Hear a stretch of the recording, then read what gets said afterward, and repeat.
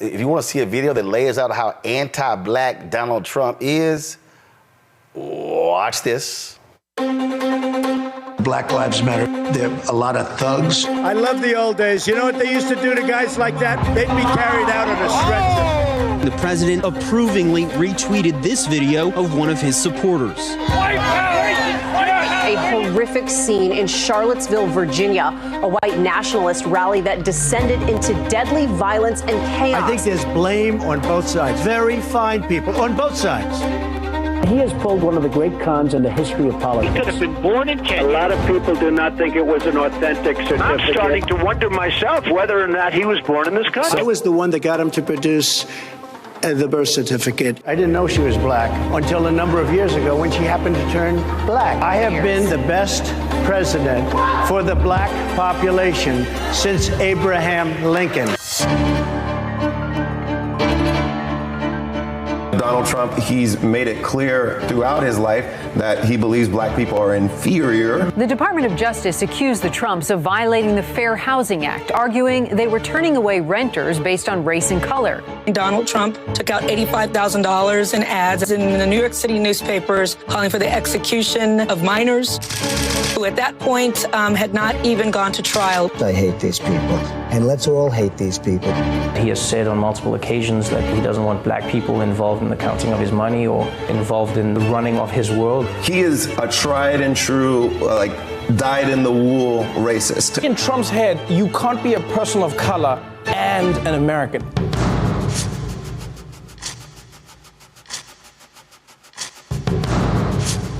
I would do stop and frisk. A violent confrontation on a New York City street that ends with one man, a black man, dead.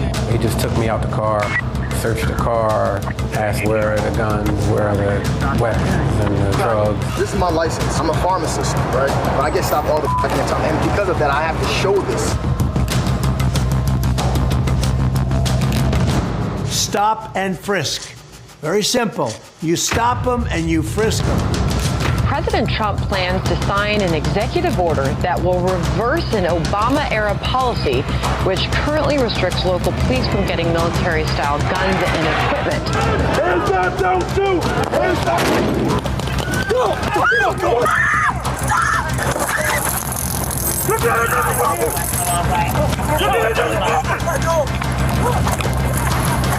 Why are African Americans still dying at the hands of law enforcement in this country? And so are white people. So are white people. What a terrible question to ask.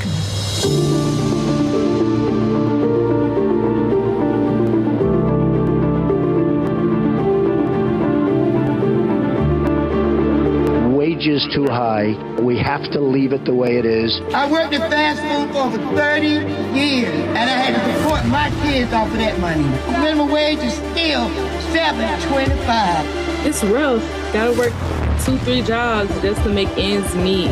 You have to decide whether you're going to eat or pay your bills. Look at how well the black community has been doing under this administration.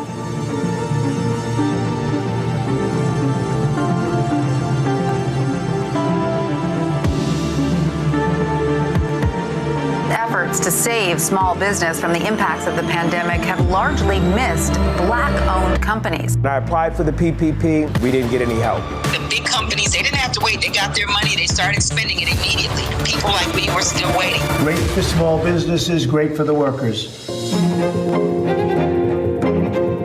The Trump administration has done more to shape the courts in just one term than any other president in recent history. Trump has confirmed 203 federal judges, and of that number, 8 have been black. Trump judges have suspended affirmative action programs like the Fearless Funds grant for black women in tech, ruled against plaintiffs in housing discrimination cases, supported racially gerrymandered voting maps, blocked the EPA from enforcing environmental justice regulations, leaving communities like Cancer Alley in Louisiana without any protections.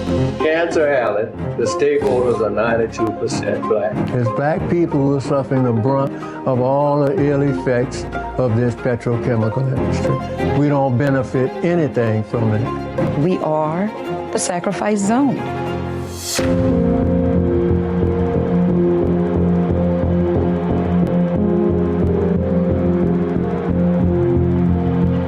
the vote. You should go into Detroit, Philadelphia, Atlanta, and you should go into some of these places, and we got to watch those votes. Donald Trump said there was rampant fraud. He didn't say it was happening everywhere. He said it's happening in Detroit, Philadelphia, Milwaukee, Fulton County, Georgia, Maricopa County, Arizona, Harris County, Texas, large urban centers with large populations of color. The thing that rhetoric is being used to justify are racially discriminatory voting policies, policies that make it harder for voters of color to vote.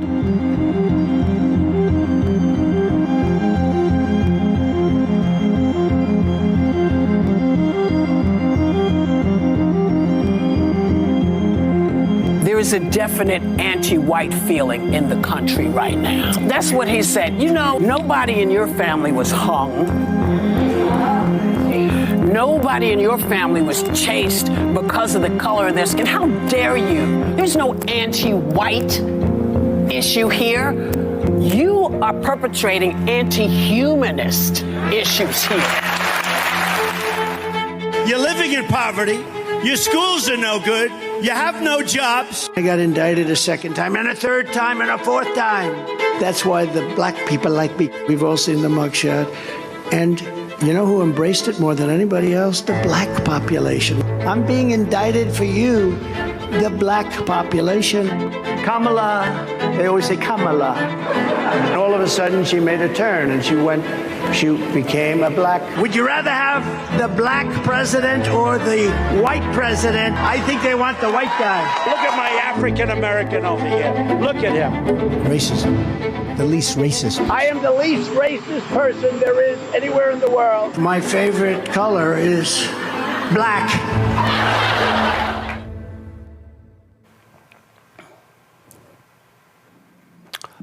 That was pretty damn good, Yolanda. You know, I'm real irritated right now. I'm real irritated. I'm choosing my words carefully. The thing that I don't understand is why anybody black could support this man. Literally every negative attribute that anybody has, he gives to us. He literally says that we like him because we appreciate that he was charged with a crime like us. Mm-hmm. As a person who's never been in trouble with the law and who tries to get black folks out of the claws of an unfair, unjust criminal justice system, I'm offended. He targets, and I didn't find it coincidental at all, that he targeted black cities in the majority of the swing states because he wants to try to steal this election any way that he can by sowing distrust and mistrust in the system. And he just says things and people, or his sycophants, just believe him, which terrifies me. And that's why I know that we as black people have got to take it real personal that he's coming for us. And let me be clear. I'm tired of people saying he's targeting people of color. The people of color that get the most negatively affected is us, black people. And we as black people have to own our blackness, and we have to own the fight against us. And we have to stop, at least in this instance, from trying to bring everybody along because everybody's fighting for themselves. And we need to fight for us because we cannot take care of other people before we take care of ourselves. And we have got to stop this man. And that's why we need to elect Kamala Harris as president of the United States, because a Justice Department under her can go after all of these unfair laws that they're enacting in these states that are violating the Constitution. That's what people don't understand. You showed all the Republican judges that have literally undid our civil rights gains. Right. And we need to have a president who is going to put people on the bench who can undo that. Because the one thing I've not seen in all the time that I've been practicing law, which next year will be 30 years, normally there was established law, and the judges respected that. These Trump judges don't give a freaking you know what, and they will undo it, and they're taking us back. So this is serious. This is a serious matter. Michael, the thing here is when we talk about, why these videos are important, because, again, social media has totally changed. Not all, everything can be done in 30 and 60 seconds. And so that video there was about a 7-minute video. Y'all get me the name of the group that did it so I can pull them up. That's important because it puts it all in one place how anti-black this man is. And when you got these black maggots running around touting Trump and lying about what he's done for black people, that stuff is important. Absolutely. And the black maggots are what one of my teachers, Dr. Leonard Jeffries, would refer to as a PWAK. That's a professional white ass kisser, because that's exactly what they are. Now, the good thing about this video, more importantly than what Trump said, is the policies he actually put in place. I've talked about it here on this show before. September 2020, Donald Trump did an executive order when he was president that banned the use of critical race theory in training for federal employees. That's really where the anti-critical race theory movement started. That's 6 months before white conservative activist Christopher Rufo did his series of tweets in March 2021 attacking what he called critical race theory and redefining critical race theory. Then you look at the school boards, right? And how Stephen K. Bannon, who served in the Trump administration as a senior advisor, Stephen K. Bannon on one of his podcasts said that the way to political power in the country today is through the local school board. So we saw Moms for Liberty. We saw these right-wing initiatives to take over school boards. Donald Trump attacked the 1619 Project after he did his executive order in September 2020. And we saw this huge backlash from the right wing against the 1619 Project and Nicole Hannah-Jones. Also, Donald Trump nominated 2 attorney generals who were against criminal justice reform. So whatever Donald Trump wants to claim about the criminal justice reform that he did with Hakeem Jeffries' bill, okay, Jeff Sessions and William Barr were against criminal justice reform. And one of the first things that Attorney General Jeff Sessions did was he reversed Eric Holder's initiative on Smart on Crime, and he backed off of not charging low-level nonviolent offenders with the longest, harshest sentences. And he also backed off of police. He said he stopped the investigations into the patterns and practices of police departments, and he said we need to take a hands-off approach to policing as well. So we can look at the policies that Donald Trump implemented as well and how anti-black they were. Well, you know, he has to be stopped. I got you, Matt. That was a guy, some dude sent me an email and he was just touting about, in the hood, folks had money in their pockets when Trump was president and all this sort of stuff. And I've heard that crap from so many other different people. And I sit here and go, y'all still have no idea what the hell y'all talking about. And I said, if there's any black person or any non-black person out there who thinks stimulus checks are going to be raining down on America, especially in the hood, if Trump is there, you are out of your damn mind, because guess what? That ain't happening. The stimulus, that was a once in 100 year pandemic, and it is not happening again. And I'm like, y'all might want to wake the hell up. Yeah, and it's something that he demanded to put his name on so he could take credit for that once in a lifetime situation where they had to send those stimulus checks.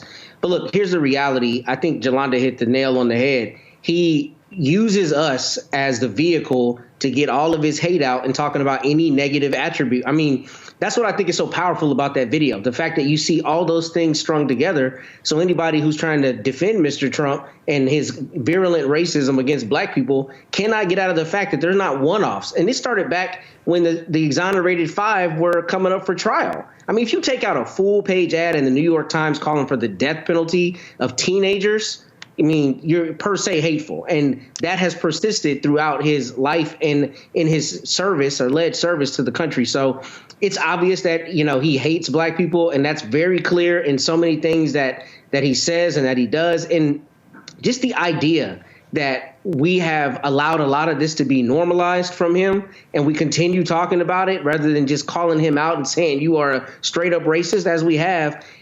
is so problematic to me in the way that it's just become such a part of what we allow in politics in a way that it would not have been allowed even 15, 20 years ago for somebody to say the incendiary things that he said. As a matter of fact, if you saw in that video, he said he doesn't want his money counted by a black person. He wants his money counted by a short person who wears yarmulkes. You know what that means? That's a comment to Jewish people, right? And that's the kind of thing you say when you do not have any regard for other people's humanity. And moreover, you are used to just going around saying whatever you want, no matter how hateful. And it's extraordinary to me that we are continuing to talk about the prospect of a second presidency from a known buffoon, a hateful buffoon at that.